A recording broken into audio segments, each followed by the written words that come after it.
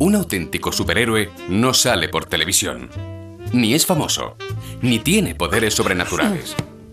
El auténtico superhéroe es aquel que cada día, más allá de sus ocupaciones y preocupaciones, hace pequeños gestos para salvar nuestro planeta, para construir un mundo mejor. El superhéroe urbano está en la calle. Fijaos bien y lo veréis. Lleva una bolsa y a veces varias.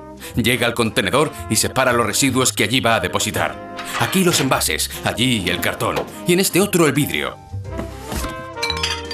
El superhéroe urbano realiza un pequeño esfuerzo a cambio de un premio muy grande, que nosotros y nuestras generaciones futuras podamos vivir en armonía con nuestro entorno y disfrutar de nuestro maravilloso planeta. El superhéroe urbano eres tú.